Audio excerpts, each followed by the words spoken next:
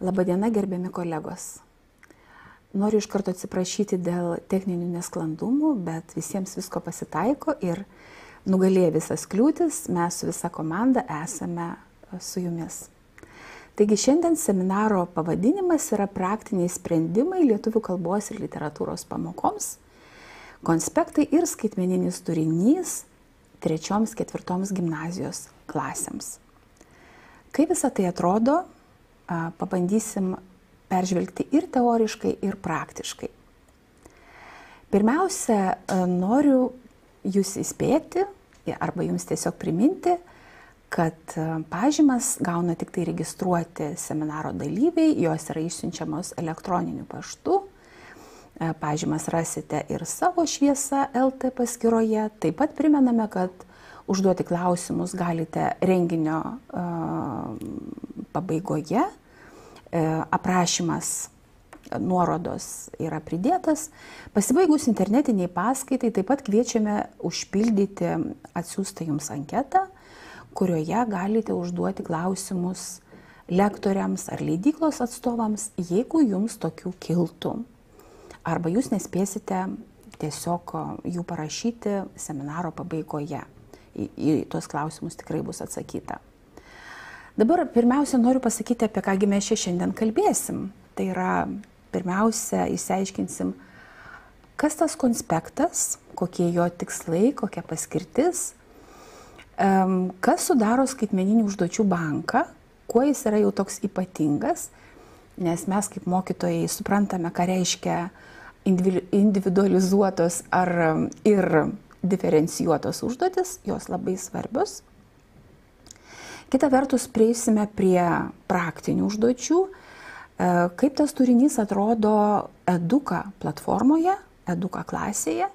Ir žinoma, bus tokių tam tikrų praktinių patarimų mokytojui ir tada pereisime prie klausimų ir atsakymų. Taigi, pradėkime nuo konspekto.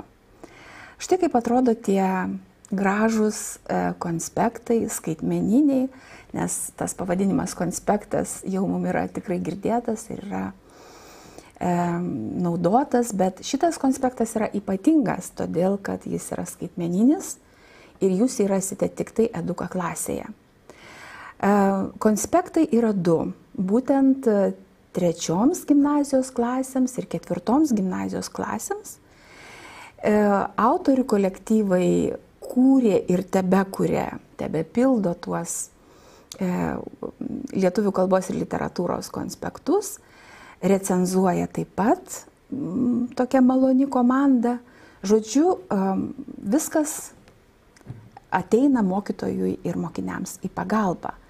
Ir mes matom, kiek daug visokių naujovių, tai va šita naujovė yra dar viena, kuri tikrai pradžiugins ir jūsų, ir mokinių širdis, ir ypač dėl vieno tokio dalyko, kurį aš jums parodysiu paskui.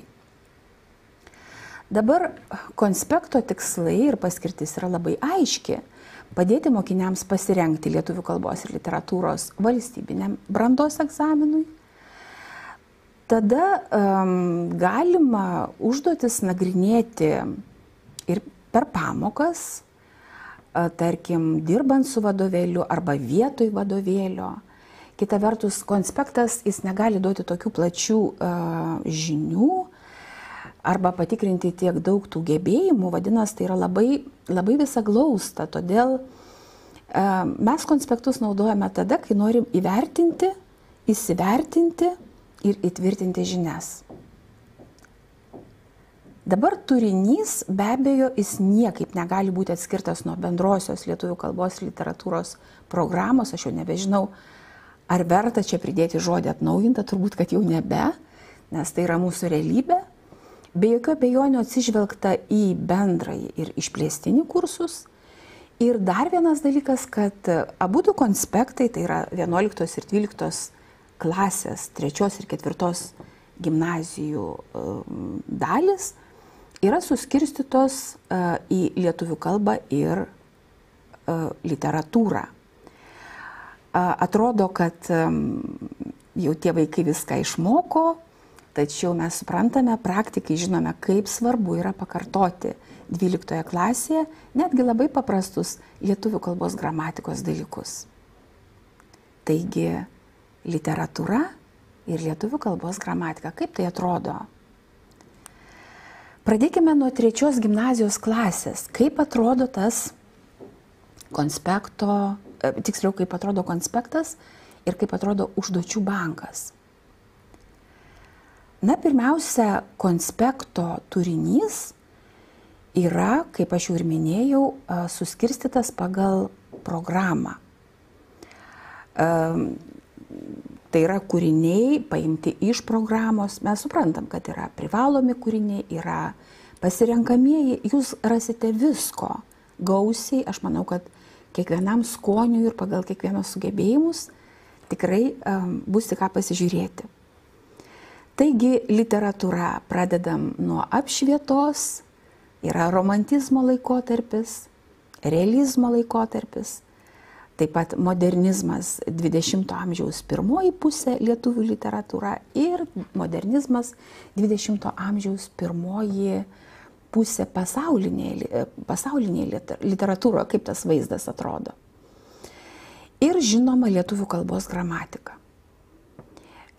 Nuo kalbos normų vartojimo ir įtvirtinimo iki linksnių vartojimo ir, žodžiu, viskas tas, kas yra programoje, visą tai jūs ir jūsų mokiniai ras būtent šitam konspekte. Tačiau, sakykime, kaip pavyzdys, jeigu jau mes pasiimame apšvietos epochą, tai mes matom ne tik tai Kristijoną Donelaitį ir jo kūrinį metai, ne tik tai Gėtės Faustą, ar ne, bet mes matom dar ir tokią pirmą pamoką, kuri vadinasi apšvietos epochos apžvalga. Tai visą laiką prieš kiekvieną laikotarpį bus tam tikra tokia apžvalginė pamoka, kuri nepaprastai reikalinga mokiniams pasikartoti, iš kur čia dabar, iš kur čia tas Donelaitis, iš kur čia tas Gėtė ir kodėl jų tokie kūriniai, o ne kokie nors kitokie. Žodžiu, tie epochos laikotarpių kontekstai tiesiog mums be galo reikalingi. Arba jeigu mes imam romantizmą, tai vėlgi įvadas į romantizmą turi savo pamoką atskirą. Toliau šalia privalomų Baranausko, Maironio ar Adomo Mickevičiaus mes randame Bairono kainą. Nes iš tikrųjų dabartinėje programoje yra ką pasirinkti ir, kaip aš ir minėjau, tikrai visiems skoniam, visi skoniai ras į ką pasižiūrėti. Jeigu mes pasimame kaip pavyzdžius, čia tik tai aš dar kartelį noriu pasakyti, kad čia ne visa, aš čia tiesiog tokius pavyzdžius pasėmiau, kad jūs matytumėte, tarkim, lietuvių kalbos gramatikos gabalėlį tokį, tarkim, nuo normų vartojimo ir įtvirtinimo. Mes matom ir balsių dvigarsių tarimą, rašymą, priebalsių tarimą rašymą, sudurtinių žodžių rašymą kartu arba atskirai. Aišku, jūs galite paklausti, kam čia dabar tas tarimas ir visa kita, bet atsiminkim, kad čia yra 11 klasė. Tai yra mokiniai laikys pirmą egzamino dalį. Vadinasi, kalbėjimas. Mokinių kalbėjimas bus vertinamas, todėl labai svarbu vėl pakartoti ne tik tai rašymą, bet ir tarimą. Na ir be abejo, kad skyryba, čia tik tai kaip tokie gabalėliai, kaip pavyzdžiai paimti iš būtent tos konspekto lietuvių kalbos gramatikos dalies. Dabar, jeigu mes imsime 4 gimnazijos klasės konspektą lietuvių kalbos ir literatūros, tai vėlgi visas planas, visas turinys, kaip tai atrodo, mes čia matysim ir 20 amžiaus vidurio katastrofų literatūrą, ir modernizmo 20 amžiaus antrąją pusę, ir 20 amžiaus antros pusės modernizmą bei postmodernizmą Lietuvos kitakalbėje literatūroje, pasaulio literatūroje. Ir žinoma, kad šiuolaikinės lietuvių literatūros situacija taip pat mes matysime, jinai bus pristatyta. Jūs matot, kad čia yra labai daug autorių, kuriuos aš dar noriu pasikartoti. Matysim ne tik tai privalomus, bet būtinai ir pasirenkamuosius. Ir šalia yra, čia be abejo, kad turinys yra pildomas, matote, sakykime, galbūt kai kurie autoriai yra ir netikėti, tarkim, jie yra neprivalomi, tik tai pasirenkami. Pavyzdžiui, tarkim, Orvelas 1984 pasirenkamas kūrinys, tikrai labai, labai prasmingas. Arba, sakykime, Zebaldo Austerlicas taip pat yra labai įdomus kūrinys ir labai prasmingas. Tarkim, iš modernizmo 20 amžiaus antros pusės matom Birutę Pukelevičiūtę 8 lapai, kur tikrai turbūt netikėta ir ta pagalba labai laiku. Arba, sakykime, matom Ostrausko dramą Gyveno kartu senelis ir senelė. Arba jeigu yra Judita Vaičiūnaitė, tai iš karto parašyta kokie kūriniai. Arba, sakykime, ne tik tai eilėraščiai, bet galbūt net ir visas ciklas koks įdėtas. Tada, aišku, kyla toks klausimas, įdomu, o kaip tai atrodo, sakykime, eduko klasiai. Ar mes šitos kūrinius visus pamatysim, ar vaikam reikės ieškotis tų kūrinių. Kaip čia viskas vyksta, ar ne? Tai tuoj mes visą tai sužinosim. Jeigu mes jau kalbam apie lietuvių kalbos gramatiką, tai čia vėl lietuvių kalbos normų įtvirtinimas, skyryba, teksto stilius ir logika. Žodžiu, viskas yra pagal programą sudėliota ir vėlgi čia iškirpti tokie pavyzdžiai. Tarkim, vėl atsiranda, jeigu grįžtume prie literatūros, ir Granausko Duonos valgytojai, ir Su peteliške ant lūpų, ir tarkim, vėlgi noriu priminti, kad reikia to konteksto, labai reikia to konteksto. Ir aš dar grįšiu prie tos konteksto temos, nes man pačiai tas kyla klausimas išklausius,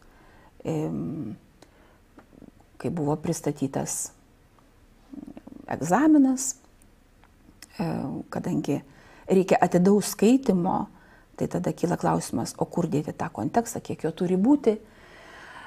Aš manau, kad tai yra nepaprastai svarbu ir mes matom iš karto, kad prieš kiekvieną laikotarpį būtinai yra, kiekvieno laikotarpio pradžioje būtinai yra įvadinė pamoka, kad mokiniai dar kartą pakartotų, kodėl atsiranda tokie kūriniai, o ne kokie nors kitokie. Ir šitie istoriniai, kultūriniai kontekstai yra be galo prasmingi ir reikalingi. Taip pat čia lietuvių kalbos gramatika, irgi gabalėlis toks iškirptas, kad jūs iš arčiau pasižiūrėtumėt, kaip tai atrodo. Kita vertus, jau kyla klausimas, jeigu mes tai priėjome prie turinio, o konkrečiai, kasgi sudaro kiekvieną konspekto temą. Ar čia autorių kolektyvas galėjo rašyti kaip nori, ar čia buvo tam tikra tokia labai griežta struktūra. Tai iš karto noriu pasakyti, kad labai griežta struktūra, labai aišku, kaip viskas turi atrodyti. Ir turbūt galima būtų kiekvieną temą suskirstyti į tokius 3 segmentus. Tai yra mokymusi uždaviniai ir vertinimo kriterijai. Ta didžioji tokia liūto dalis teorija, tai iš tikrųjų teorijos santrauka, kurioje yra nurodyti konkretus bendrųjų programų punktai, paaiškintos naujos savokos, išryškinti raktiniai žodžiai, sakiniai. Ir būtent praktika 15 skaitmeninių užduočių rinkinys, kurias mes galėsim pasižiūrėti trupučiuką vėliau. Ir įdomu yra tai, kad tos užduotis yra sudėliotos pagal tam tikrus lygius ir skirtingus gebėjimus.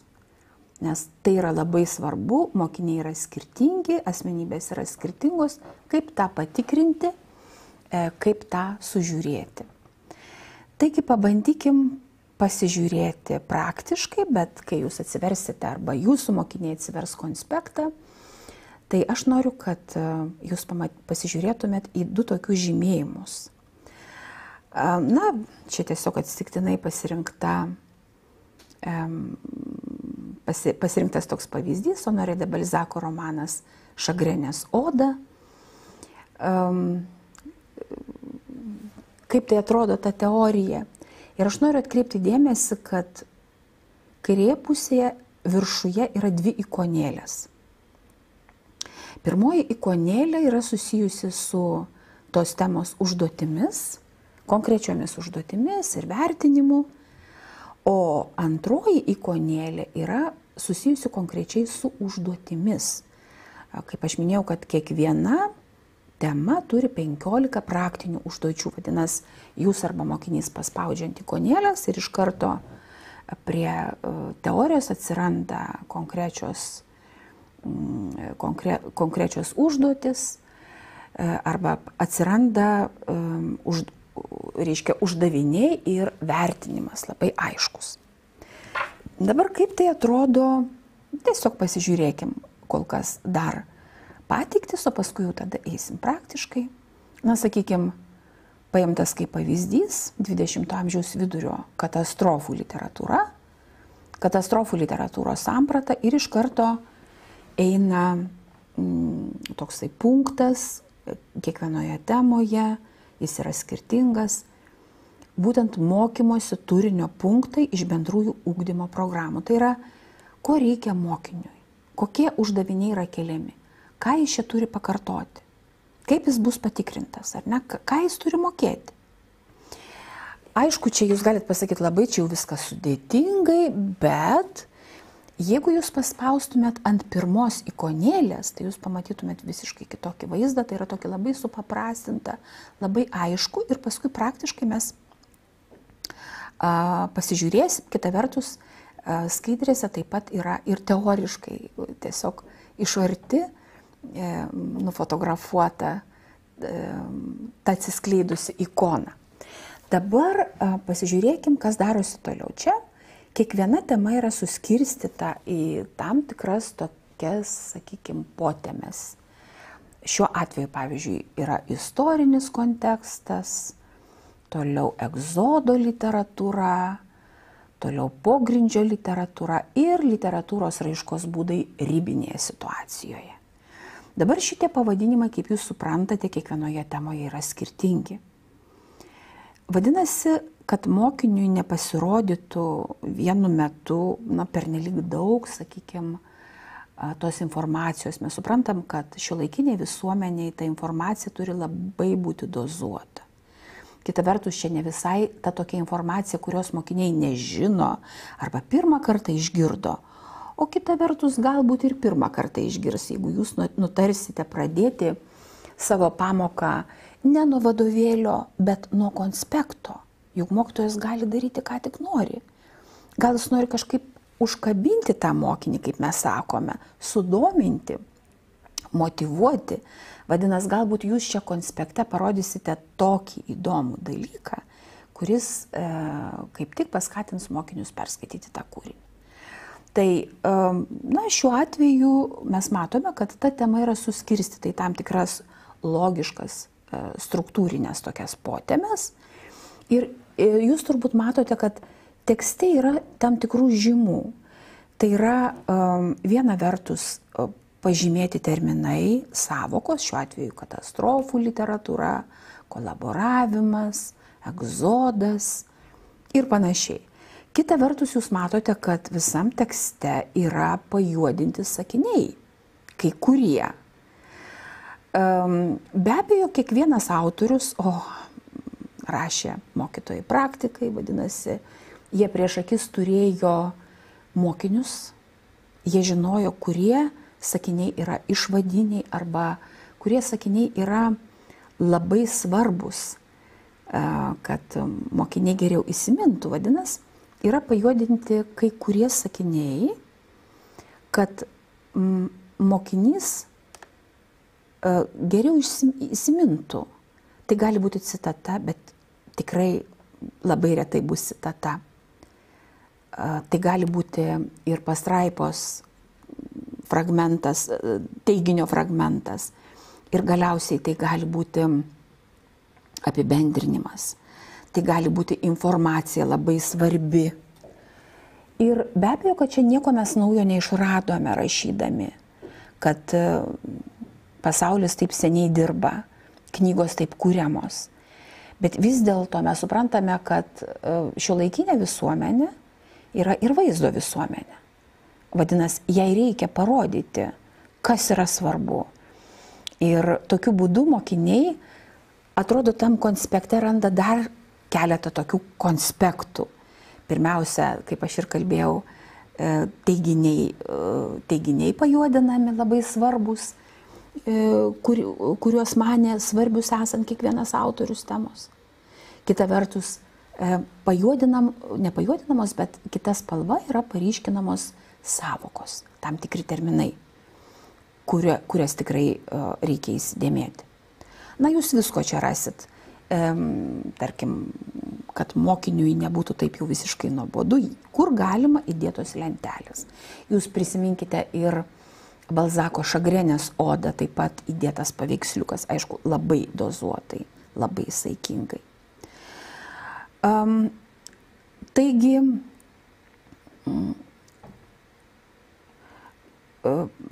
sakykime, atsimenat, aš minėjau, kad kaip atrodo tie mokymosi uždaviniai, čia atskleista yra ikonėlė. O štai labai aiškiai uždaviniai yra nusakyti. Nusakyti, ten tarkim, pavyzdžiui, Maironio gyvenimo ir kūrybos ypatybės, aptarti Maironio ten kūrinių kontekstą, tokį ir tokį kontekstą, išnagrinėti eilėraščių pasaulį, padaryti išvadas, taip toliau, taip toliau. Reiškia, labai aišku pasidaro. Vienas dalykas, kas yra programai surašyta, ir jūs pamatysite, kad visą laiką temos pradžioje yra tos sąsajos su programa, bet visai kitas dalykas, kaip turi atrodyti mokiniui jau praktiškai, kad tai turi būti labai aišku, be jokio žodžių pertekliaus. Kuo paprasčiau, tuo aiškiau. Ir va štai galima ir taip išskleisti, kad mokymosi uždaviniai ir vertinimo kriterijai, pavyzdžiui, apie Maironį atrodytų va šitaip. Apibūdinti, pristatyti, nusakyti. Čia būtent gyvenimo ypatybės, ar ne? Kūrybos ypatybės. Toliau kitas toks blokas, kontekstus apžvelgti, pristatyti, nusakyti. Ir tada jau būtent prieiname prie analizės ir interpretacijos, būtent nusakyti kompoziciją, tematiką, vyksmą, apibūdinti lyrinį subjektą, laiką, erdvę, meninę raišką, įvertinti kūrinių meninę vertę ir panašiai, panašiai. Žodžiu, viskas yra labai, labai aišku. Kadangi tos informacijos labai daug, norisi jums kuo daugiau pasakyti. Tiesiog čia atsiskleidė ta ikonėlė, kurią jūs praktiškai vėliau pamatysite. Dabar aš tiesiog pasėmiau dar tokį vieną pavyzdį, tai yra apie rašytoją Zebaldą. Ir vėlgi mes matome, kad jeigu mokinys ar mokytojas ten skaito konkrečiai patį konspektą, tai pirmiausia yra mokymosi turinio punktai iš bendrųjų ugdymo programų.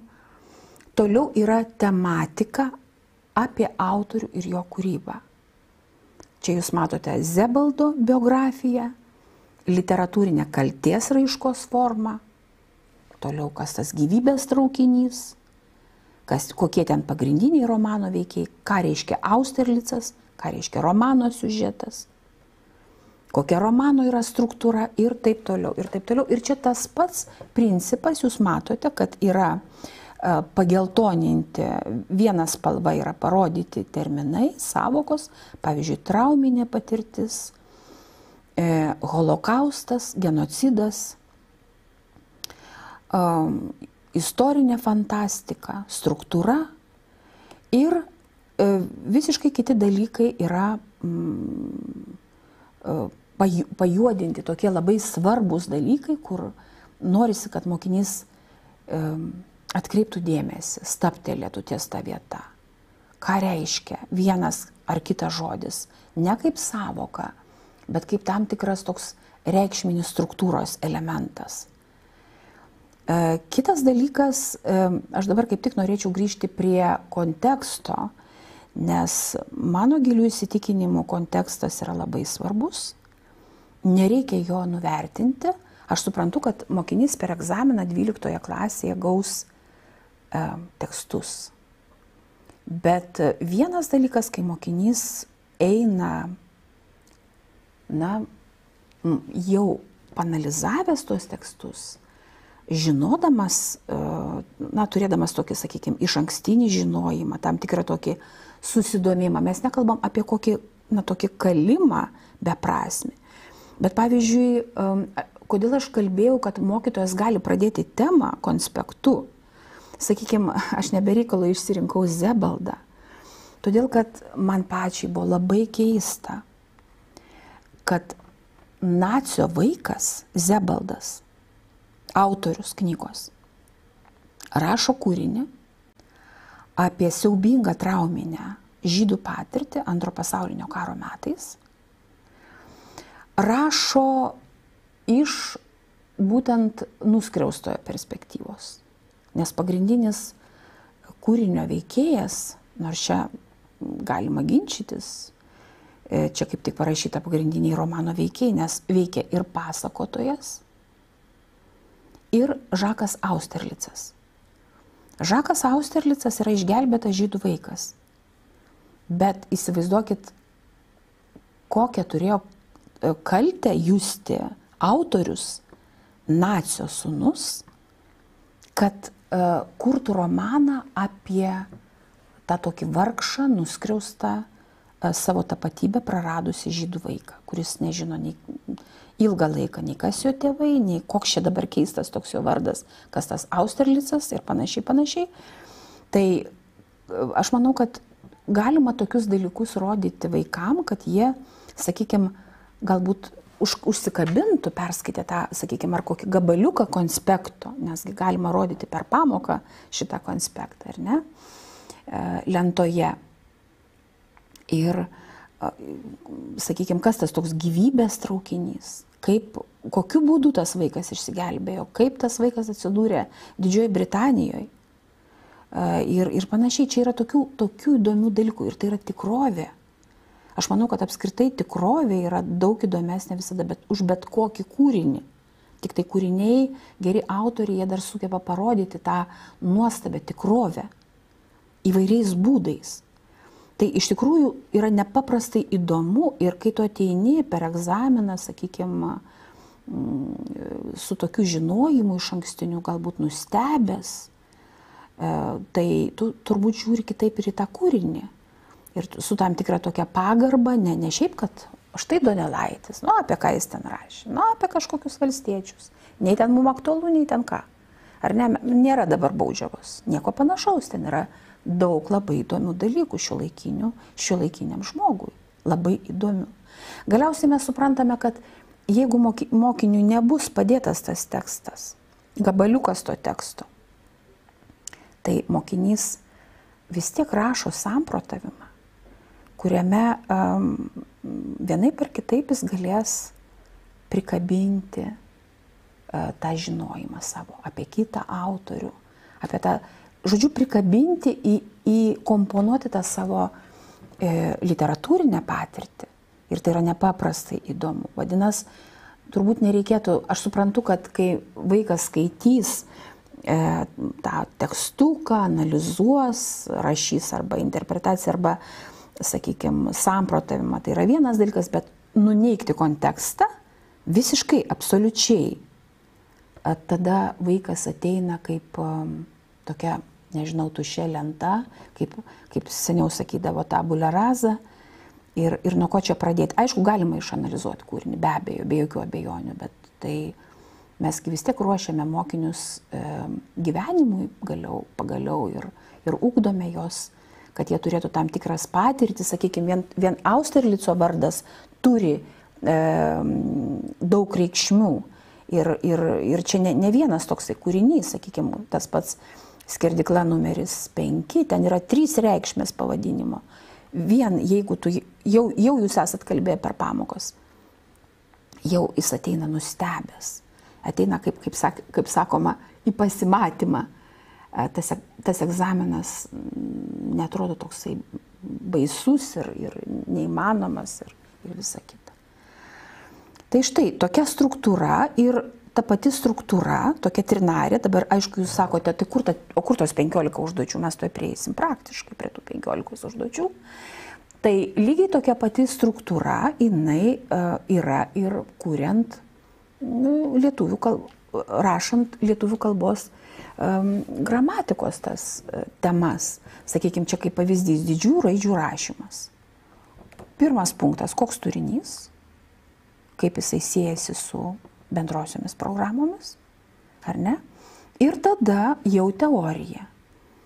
Kaip tos atrodo, kokios taisyklės yra didžiųjų raidžių rašymo, kokios tos bendrosios taisyklės, kokie pavyzdžiai lenteliai sudėti, kad būtų aiškiau.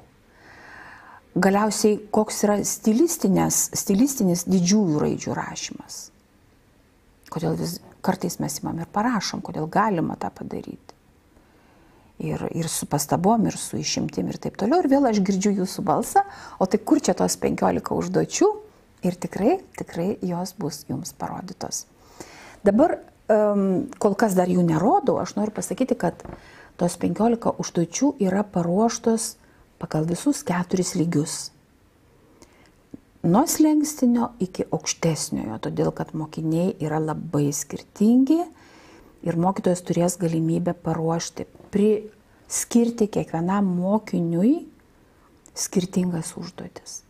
Galiausiai yra skirtingo pobūdžio užduotis. Vienos užduotis tikrina žinias ir supratimą, o kitos užduotis tikrina, kaip mokinys tas žinias ir supratimą, kaip informaciją moka taikyti. Galiausiai, ar jis yra pasiekęs aukštesniuosius mąstymo gebėjimus. Vadinasi, tos 15 užduočių tai yra galimybė diferencijuoti mokymą ir individualizuoti. Vadinasi, mokytojas turi tokius instrumentus ir tokius įrankius, kur tikrai jam palengvins gyvenimą. Ir aš kol kas dar nerodau paties geriausio įrankio, tiesiog pasilieku jums pabaigoje, dėl ko mokytojai visi apsidžiaugs, nes apie tai mes visada svajojame. Ir kągi tikrina tos 15 užduočių kiekvienai temai. Tai yra, ar mokiniui pavyko tuos iškeltus ar išsikeltus uždavinius įveikti. Ar galima, sakykime, atlikus tas skaitmeninės užduotis, pasakyti, kad va štai aš tikrai pasiekiau, va štai moku ir apibendrinti temą ir galiausiai aš nebūtinai mokytoja mane vertina, aš pats galiu įsivertinti. Kita vertus mes prieinam prie tos geriausios, turbūt geriausio to tokio tokio kurį aš slėpiau to momento, tai yra, kad užduotis yra ištaisomos automatiškai. Tai mes visi mokytojai apie tai seniai svajojame ir žinom, kad tikrai mokinių daug kiekvienoje klasėje, reikia greitai, norisi to rezultato greitai, čia ir dabar. Toliau, jeigu norim pasiekti tam tikrų rezultatų, tai mokinys turi dirbti nuolat. Mokytojas gali taisyti, tai yra tikrinti, apibendrinti ir visa kita, tai mokytojas to laiko neturi amžinai. O čia kaip tik užduotis bus automatiškai ištaisomos. Vadinasi, tai yra tikrai labai geras dalykas ir ačiū visai edukos klasės komandai, kuri tai sugalvojo. Ir tikrai padės taupyti mūsų laiką, brangų. Kita vertus, aš kaip ir minėjau, kad mokytojai gali sukurti individualų rinkinį, nebūtinai visas 15 temų, bet jūs pamatysite pagal savo mokinius, aš pademonstruosiu tai praktiškai, kad, sakykime, jūs norite silpnesnės užduotis vienam mokiniui duoti, kitam stipresnės ir viskas tai yra įmanoma. Žodžiu, kita vertus, mokytojas gali paskui pamatyti atliktų darbų analizę, kaip visa tai atrodo. Bet visa tai galima patirti iš skaitmeninių užduočių banko. Tai kuo tos ypatingos užduotis, aš dabar kol kas skaidrėse parodysiu, o paskui eisime į eduka klasę. Pirmiausia, dalis užduočių prasideda ne nuo konkrečių užduočių ar nuo klausimų, kad ten pažymėkite tokią ir tokią vietą, pažymėkite ten kelis atsakymus ar vieną atsakymą, o prasideda nuo įvesties. Štai nuo tam tikros kokios užduoties, sakykime, kokio fragmento ir tik tai tada pereinama prie konkrečios užduoties ir tada jau mokinys turi spausti kokį nors atsakymą. Dabar gali būti ir didesnė ta užduotis. Jūs matote, kad ekrane po įvesties yra daugiau. Mokinys, vadinasi, pasispaudžia, iškrenta visas tas tekstelis. Ir tada vėl tik tai prašoma, gali taip, tokio pobūdžio užduotis gali būti. Žodžiu, nebūtinai nuo žodžio pažymėkite, ar ne, bet gali būti nuo įvesties prasidėti ta užduotis. Kita vertus, aš noriu atkreipti dėmesį, kad gali būti dalis užduočių formuluota, aišku, čia yra aukštesnio gebėjimo,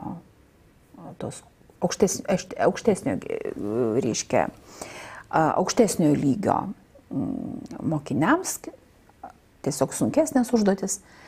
Pažymėkite, kurio fakto nesimbolizuoja romane architektūra, vadinasi, atmetimo būdu, vadinasi, reikia permastyti. Aha, aš žinau, ką simbolizuoja architektūra. Čia kaip tik iš Zebeldo Austerlico paimtas klausimas. Bet ko nesimbolizuoja, vadinasi, reikia permastyti dar mokiniui. Ir dabar po kiekvieną užduotim matomas ne tik tai taškų kiekis, čia pasižiūrėkite į skaidrės apačią, bet ir nurodytas lygis, 1 iš 4. Nurodytas gebėjimas, koks tikrinamas gebėjimas. Ir be abejo, mums primenama, kad taisoma yra automatiškai. Taip pat labai svarbu, kaip aš ir maniau, kad dalis klausimų yra ne tik apie konkrečius kūrinius, bet būtent apie kontekstą. Sakykime, o koks tas Maironio kūrybos išskirtinumas? Ar ne? Ir atkreipkite dėmesį, kad vaikui nereikia, kadangi čia nėra laiko, čia yra konspektas. Čia nėra tas atidusis skaitimas, ar ne, tas toks pirminis, kur mes pirmą kartą paėmėm kūrinį ir galvojam, kaip čia kas, nuo ko čia pradėti, ar ne? Bet čia mes kartojame.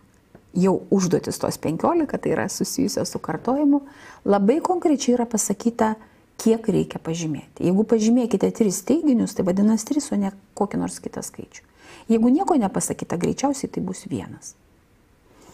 Dabar dar vienas dalykas, jeigu kalbama apie konkretų kūrinį, sakykime, analizuojami Maironio eilėraščiai, ir tikrai ne vienas eilėraštis, o ten labai daug tų eilėraščių, vadinasi, prie kiekvienos konkrečios užduoties yra pridėtas kūrinys. Jeigu sakoma, kad štai pažymėkite 3 teisingus atsakymus, apibūdindami Maironio eilėraščio Vilnius prieš aušrą kompoziciją, atkreipkite dėmesio, kiek formuluotėse daug labai svarbių žodžių. Tai yra tų instrumentų, be kurių mokinys negali atlikti išsamios analizės ir interpretuoti kūrinio. Tai be abejo, kad jeigu tai yra Maironio tam tikras eilėraštis, šalia bus Maironio tam tikras konkretus eilėraštis. Čia jūs matote tik fragmentą, mokinys pasispaudžia arba jūs pasispaudžia daugiau, iškrenta visas eilėraštis. Labai patogu, nereikia gaišti laiko, nereikia lakstyti, žiūrinėti ir ypač tai patogu per pamoką. Toliau vėlgi čia kalbama apie, sakykime, aplinką, kitas klausimas, čia Maironio Rygi kulm, paspaustų vaikas arba jūs daugiau ir iš karto išnirtų visas eilėraštis ridiculum. Ir iš karto prašoma aplinka, kuri padeda, ar tai yra erdvė, vieta, laikas, kas padeda suvokti dvasinę kalbančiojo būseną. Pažymėkite 2 teiginius, teisingai apibūdinančius eilėraščio laiką ir erdvę. Vadinasi, visi šitie instrumentai, tai yra terminai, savokos, yra visą laiką kuriančio, buvo turbūt kuriančio šitos tekstus mokytojo minčių lauke. Ir viskas yra labai praktiška. Tarkim, vėlgi, čia pavyzdys iš Maironio eilėraščio, irgi pažymėti 3 teiginius, vėlgi įdėtas visas eilėraštis, kad kuo daugiau. Dabar jūs matot, kad tų atsakymų gali būti ir daugiau, tai priklauso nuo užduoties sunkumo, nuo lygio ir visa kita. Taip pat nebūtinai eilėraštis, bet gali būti ir fragmentas, tarkim, iš kokio nors teksto, arba, sakykime, novelės ištrauka, čia yra pridėta Apučio novelės ištrauka, kad ta įvestis, na, šiuo atveju neprasideda nuo įvesties iš karto, bet jinai yra šalia, vadinasi, ta pagalba vaikui yra šalia ir mokinys tada jaučiasi gerai, viskas yra, visi instrumentai yra čia dabar, po ranka, jokių nėra problemų, tik tai sėdėk ir dirbk. Čia įdėta iš Ostrausko dramos Gyveno kartą senelis ir senelė. Fragmentas, ar ne? Nes tai yra labai svarbu. Vėlgi, čia yra tik tai fragmentai, kad jūs matytumėt, aš negaliu parodyti viso to grožio, jūs patys pamatysite, bet, sakau, mokytojai galvoja apie mokinius ir galvoja be abejo apie jūs kolegas, nes mes juntam vienas kitą, mes suprantam, mes panašiai mąstom. Ir aš noriu parodyti, kad be viso kito yra ir vaizdo medžiagos.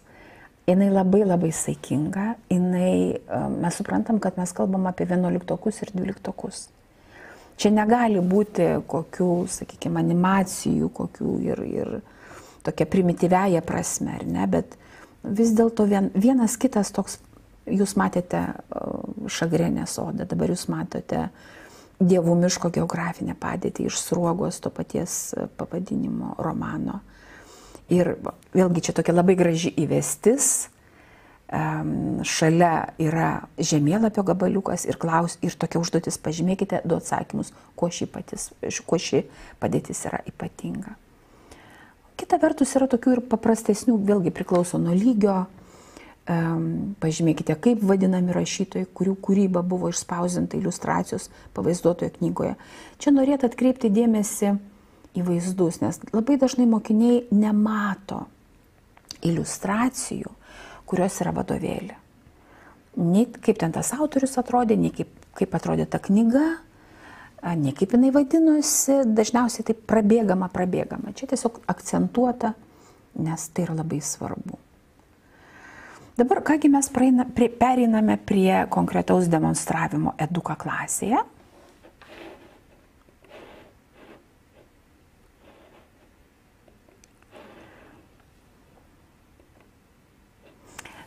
Na dabar mano tikslas yra jums parodyti 11 ir 12 klasių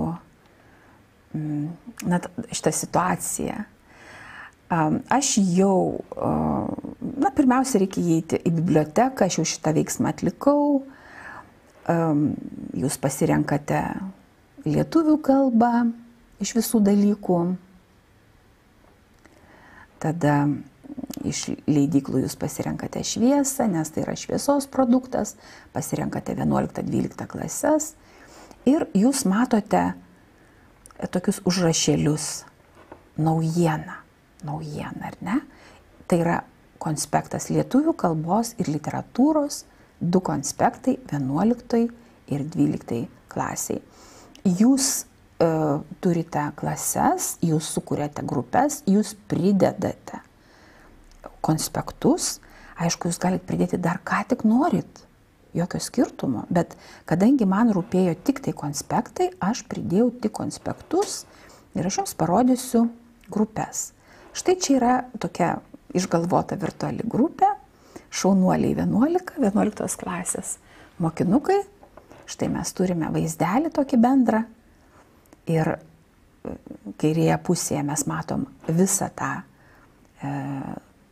turinį, nuo literatūros iki gramatikos. Ir jeigu mes ten, sakykime, štai, tarkim, romantizmą atverčiam, iškart mes matome išskleistą vaizdą. Ir štai mes matom tokius labai įdomius dalykus. Matote, pridėtą konspektą jau. Dabar mokymosi uždaviniai ir vertinimo kriterijai, tą ką aš jums ir rodžiau. Čia prie kiekvienos temos yra skirtingi dalykai, prie kiekvieno laikotarpio skirtingi bus dalykai. Kita vertus, yra dviejų tipų užduotis – greitojo pasitikrinimo ir visos užduotis. Dabar noriu pasakyti, kad komanda dirba, jinai nesustojusi yra, jinai tobulina visą laiką. Ne viskas dar yra padaryta, nes iš tikrųjų dabar galimybės yra labai didžiulės. Mano tikslas yra tik tai parodyti, kiek yra dabar padaryta ir kad tikrai jūs visu tuo pasinaudotumėte. Štai, sakykime, kokie įdomus dalykai. Tada kyla klausimas, kuo čia dabar skiriasi greitojo pasitikrinimo užduotis ir visos užduotis. Ką tai reiškia, kaip čia dabar suprasti. Na, pabandykim pasižiūrėti, tarkim, pavyzdžiui, tiesiog pažaiskime. Pradėkim nuo visos užduotis. Čia parašyta užduotis individualaus rinkinio sudarimui. Atsiverskime tas užduotis. Dabar, aišku, aš jau čia priskyriau mokinius, pridėjau konspektą ir dabar žiūriu, ar ne? Čia yra 15 užduočių, štai kaip jos visos atrodo. Štai, atsiprašau, dar kartelį rodau. Štai visos užduotys, štai kaip atrodo, sakykime, ar ne? Mums dabar nesvarbu iš tikrųjų, kaip jos atrodo, ar su įvestim, ar be įvesties, ar su paveiksliuku, be paveiksliuko, visiškai jokio skirtumo.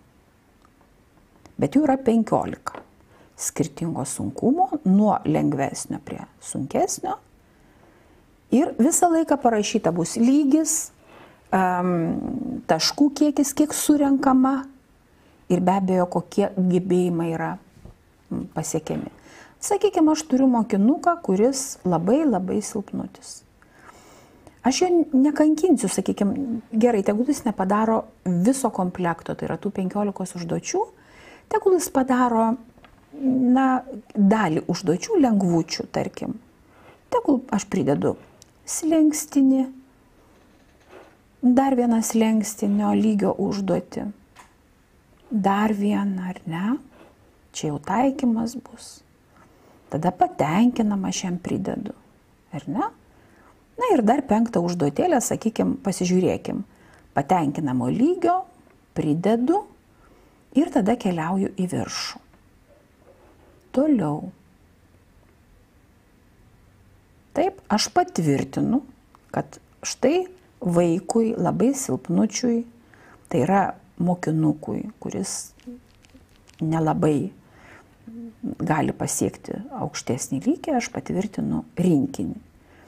Ir štai, tarkim, va tie mano mokinukai, Pepė, Mikė ir Alisa su Oliveriu, sakykime, Pepė ilgakojinė, va yra tas mokinukas, kuris silpnutis. Žinios ir gebėjimai lietuvių kalbos ir literatūros srityje yra tokie menkučiai. Aš paskiriu. Ir va štai tas vaikas jau yra su paskirtom užduotim. Prašau. Aš pamatysiu, kada jisai pradeda, iš viso ar jisai dirba. Aš pamatysiu, kada jis atliko. Ir va tada, kai aš pamatysiu, kada jis atliko, tada aš stabdau atlikimą, aš spaudžiu šitą mygtuką ir pradėti vertinimą, žodžiu, generuojamas vertinimas. Ir paskui aš pasižiūrėsiu, kad įvertinta atsiras va šitoj trečioj skilty. Įvertinta. Aš matysiu, kiek tas vaikas atliko, ko ar netliko. Ir taip aš galiu visą klasę sudėlioti atskirai. Kaip man šausi galva. Va čia yra tas būtent, jeigu mes eitume atgal, čia būtų tos visos užduotis.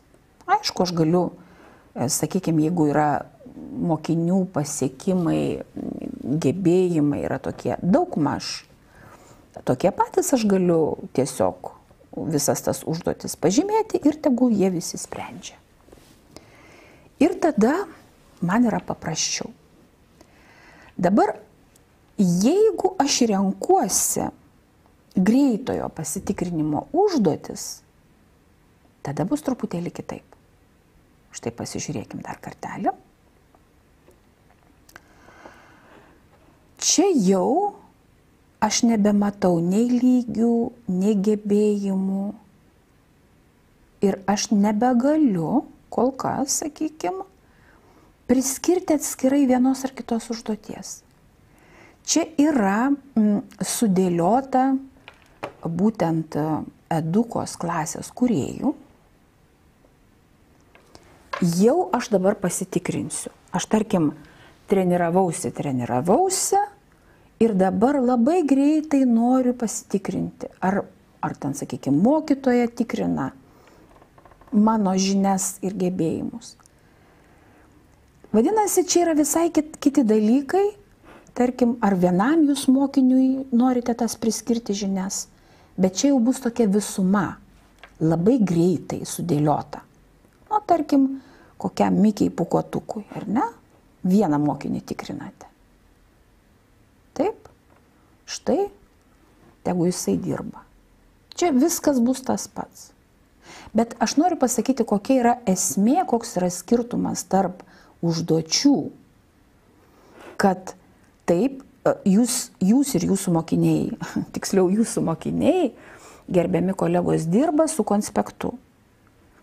Tai žinoma, kad jeigu jie pradeda, arba, pavyzdžiui, jūs norite diferencijuoti užduotis, jūs einat į visos užduotis.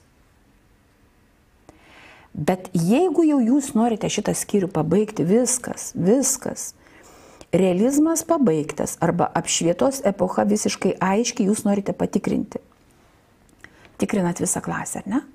Tada spaudžiate greitojo pasitikrinimo užduotis, ten jau nebegalėsit diferencijuoti.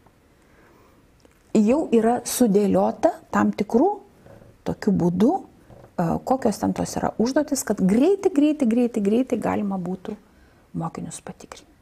Aišku, jūs galite visą klasę tikrinti, jūs galite tikrinti vieną mokinį, jokio skirtumo. Bet štai koks yra skirtumas, ką jūs tikrinate, ar ne?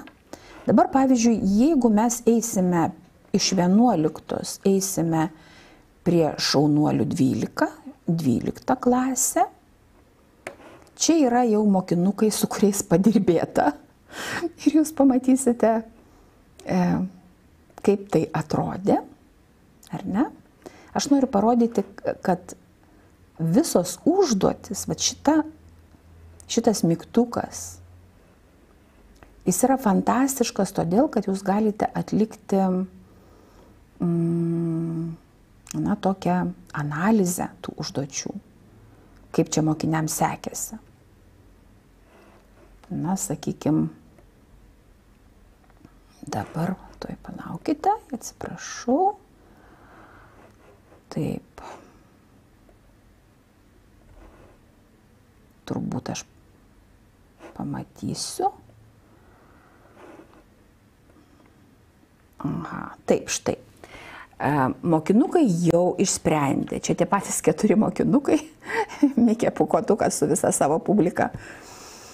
Ir va štai, tarkim, įsivaizduokim, kad greitojo pasitikrinimo užduotis buvo atliktos. Na ir pasižiūrėkim, kas čia buvo. Įdomu yra tai, kad aš galiu pasižiūrėti visą analizę, kaip jiems sekėsi. Tarkim, atliko nu, matom, ne kažkaip, bet 75% neteisingų atsakymų. Vadinasi, mums reikės grįžti su visais mikiais ir su visom alysom dar kartą kartoti, bet įdomiausia, kad jūs matot iš karto, po visų vertinimų, jūs matot, kokia yra situacija. Jums bus grafiškai parodyta, koks yra bendras grupės rezultatas. Na kągi, reikės grįžti, ar ne?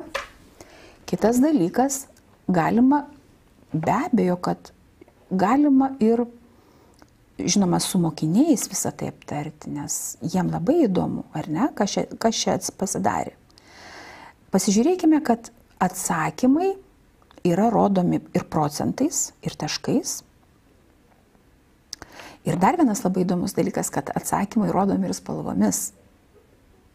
Vadinasi, čia kaip kokia vėliava. Lietuvos trispalvė, ir žalia, ir raudona, ir geltona. Bet esmė yra kokia, kad žalia spalva, jinai rodo tą patenkinamą lygį.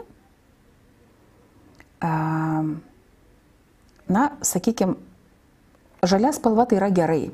Čia turbūt nereikia sėti. Žalia spalva yra gerai. Geltona spalva jau reikėtų šitą vietą pakartoti. Bet jeigu mes matome raudoną spalvą, tai yra labai blogai. Jau yra blogai, čia jau reikia nekartoti, turbūt mokytis iš naujo. Vadinasi, ir jums, ir mokiniams čia yra labai aiškus, toks spalvinis, mokytojui tai viskas aišku, bet mokiniams ir ne, kad pasižiūrėjote spalvas ir aišku, kurioje vietoje reikia dar pasimokyti. Sakykime, kad šitą grupę, ten, tarkim, jinai turi tą ir tą pakartoti. O štai tą ir tą jinai išmoko visai gerai. Žodžiu, čia tokie dalykai. Vadinasi, mokytojams yra labai svarbu, nes iš tikrųjų mes ir darom patys, ir darydavom, ir tebedarom tas analizės, kaip pasisekė klasiai, kiek čia tų gerų pažymių, kiek čia tų blogų pažymių, kaip čia sekėsi vieniems, kaip čia kitiems ir taip toliau ir panašiai. Tai viską padaro už jūs edukos klasės įrankis. Tai, manyčiau, yra labai didelė pagalba. Aišku, rodo jinai ir progresą šitas įrankis. Pavyzdžiui, Mikė Pūkuotukas iš 20 atsakė, atsiprašau, 5 iš 20. Čia taškais yra, atsiprašau, ne klausimais taškais, bet ir procentais, 25 procentai, ar ne? Ir mes matysim taip pat, ar yra koks progresas, ar nėra jokio progreso. Žodžiu, šita linija jums parodys. Kadangi čia Mikė Pūkuotukas sprendė vieną kartą tik tai toks ir progresas, ar ne? Suma sumarum, vidurkis šioks toks, ar ne? Bet iš principo jūs matysite, ar mokinys juda į priekį, ar jam reikia dar pasitempti ir ar reikalinga jūsų pagalba. Tai aš manau, kad tikrai jums pasiseks. Aš žinau, kad mokytojai dirba su mokiniais eduka klasėje ir kad tikrai jūs dirbat ir su vadovėliais skaitmeniniais. Čia jokia naujiena visiškai nėra, bet tiesiog patarimas, kad gerbiami kolegos, be vadovėlių, ar ne, yra ir kita medžiaga, būtent konspektai 11-12 klasiai, kad jie labai reikalingi ir kad tai yra pagalba visiems jums, ir jūsų mokiniams. Dabar labai trumpam grįžkime prie savo skaidrių.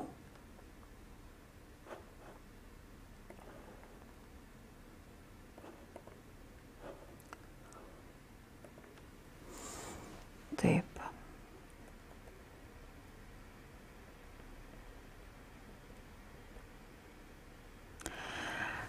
Taigi dabar pabandykime apibendrinti, kokie yra konspekto privalumai. Pirmiausia, atitinka atnaujintą lietuvių kalbos ir literatūros bendrąją programą, tai yra labai svarbu. Labai glausta autorių, kūrinių, konteksto apžvalga ir jinai labai reikalinga. Toliau yra pateikiamos su pavyzdžiais kalbos normos, stilius, logika, viskas yra pagal programą. Taip pat glaustai pateikta vizualizuota temos santrauka su raktiniais žodžiais, pažymėta viskas. Toliau yra skaitmeninių vertinimų užduočių bankas, būtent automatiškai vertinamų. Ir aš manau, kad jūs tikrai turėtų džiuginti ir turi džiuginti tai, kad skirtingiems gebėjimams mokinių tikrinti ir pasiekimų lygiams nustatyti. Tai yra tikrai labai didelė pagalba mokytojams.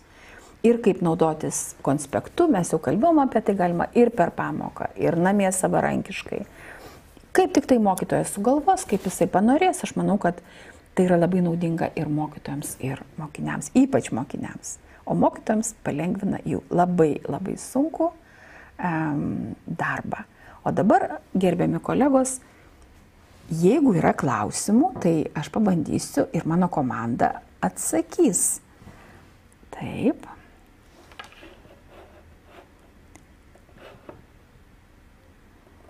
Matau, kad yra. Kaip įsigyti šį konspektą, eiti į eduką, gerbiamas kolega. Ar kolegė, atsiprašau, kolegė. Ar, nežinau, nesvarbu. Tiesiog eiti į eduką klasę, eiti į edukos klasės biblioteką, aš ten rodžiau jums kaip tik, kad paspaudžiate leidykla Šviesa, taip pat paspaudžiate lietuvių kalba ir literatūra ir kaip tik 11-12 klasė ir jums šalia kitų naujų ar netokių labai naujų vadovėlių atsiranda ir abu konspektai. Tai čia yra klausimas, atsakymas į tokį vieną iš klausimų. Dabar kitas klausimas, kokias temas bus galima nagrinėti naudojant skaitmeninį turinį. Iš tikrųjų visas temas. Pirmiausia, pradėkim nuo to, kad ir literatūros ir gramatikos, tai yra to vadinamo kalbos vartojimo. Toliau, jeigu tai yra literatūros, tai privalomi kūriniai 100%, bet labai daug neprivalomų kūrinių, vadinasi, konspektas stengiasi padengti visas tas temas, kurios yra nurodytos bendrosiuose programuose. Ir kita vertus, jūs pasižiūrėsite į edukos, atėję į eduką klasę, atsiverskite iš karto konspektus ir pamatysite turinį. Ir jūs pamatysite, kokia ten yra temų įvairovė. Tikiuosi, išsamei atsakiau iš tą klausimą. Kitas klausimas. Iš kur gauti šiuos konspektus bei skaitmeninį turinį? Na, turbūt vėl tas pats turėtų būti atsakymas kaip ir į pirmąjį klausimą. Tai jums reikėtų eiti į eduką klasę.